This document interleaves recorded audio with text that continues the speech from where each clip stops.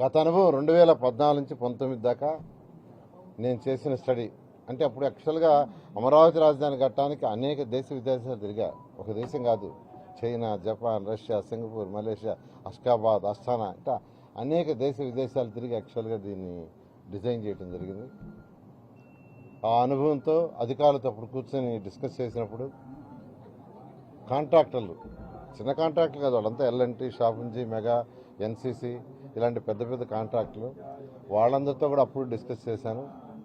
ఇప్పుడు యాక్చువల్గా అధికారులతో డిస్కస్ చేసి గత నా అనుభవంతో ఖచ్చితంగా ఈ అమరావతి రాజధానిని 2.5 సంవత్సరంలో పూర్తి చేయగలనని ప్రస్తుతానికి అనుకుంటున్నాను. అయితే ఇవాళ నుంచి అధికారులతో కూర్చొని ఒక 10-15 రోజుల్లో ఒక క్లారిటీ తెచ్చుకొని ఆ క్లారిటీని ప్రజలకు కూడా టైం బౌండ్ ఎప్పుడు లోపల చేస్తాం, ఎలా చేస్తాం, ఏది రోడ్లు ఎప్పుడు పూర్తవుతాయి, వాటర్ లైన్స్ ఎప్పుడు పూర్తవుతాయి, బిల్డింగ్లు ఎప్పుడు పూర్తవుతాయి, సెక్రటరియట్ బిల్డింగ్స్ ఎప్పుడు పూర్తవుతాయి, ఇవన్నీ కూడా ఒక టైం బౌండ్ ఖచ్చితంగా రైతు సోదరులందరికీ ఎవరైతే ఆ రోజు త్యాగం చేశారో 34,000 ఎకరాల ల్యాండ్ని ఆ రైతులందరికీ ఆ టైం బౌండ్ ఇచ్చి ఆ టైం బౌండ్ ప్రకారం చేయడం జరుగుతుంది. Thank you. Same master plan ఏమీ మార్చాల్సిన అవసరం లేదు, ఎందుకంటే అది చాలా డీటెయిల్డ్గా స్టడీ చేసి చేసింది, అవసరం లేదు. గత ప్రభుత్వంలో 1,00,000 కోట్ల రూపాయల వ్యయం చేయలేక మేము 3 ముక్కలాట 3 రాజధానులు చేయాల్సి వచ్చింది జగన్మోహన్ రెడ్డి గారు చెప్పారు. ఇప్పుడు 1,00,000 కోట్ల వ్యయం అవుతుందా అండి ఎస్టిమేటెడ్?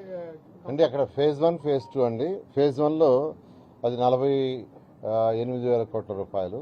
ఫేజ్ 2 అంటే మెట్రో అవన్నీ, అంటే ఫ్యూచర్లో మెట్రో కావచ్చు, ఇటువంటివన్నీ చేయడానికి టోటల్గా 1,00,000 కోట్లని యాక్చువల్గా ఎస్టిమేషన్ వేసాం. ఫేజ్ 1 ఫేజ్ 2 ఫేజ్ 3 మనం ఫస్ట్ ఫేజ్ 1 చేస్తే సిటీ మొత్తం అయిపోతుంది. తర్వాత ఇంకా మెట్రో లైన్స్, ఎయిర్పోర్ట్ నుంచి ఇక్కడికి మెట్రో వేయటం, వాటికి యాక్చువల్గా అయ్యే అమౌంట్ ఉంది. 2.5 yearsలో ఫేజ్ 1 అవుతుందని గతం నేను చేసిన వర్క్, నా అనుభవాన్ని బట్టి యాక్చువల్గా అసెస్మెంట్కి వచ్చాను. అయితే అధికారులతో కూర్చొని కన్ఫర్మ్ చేస్తాను.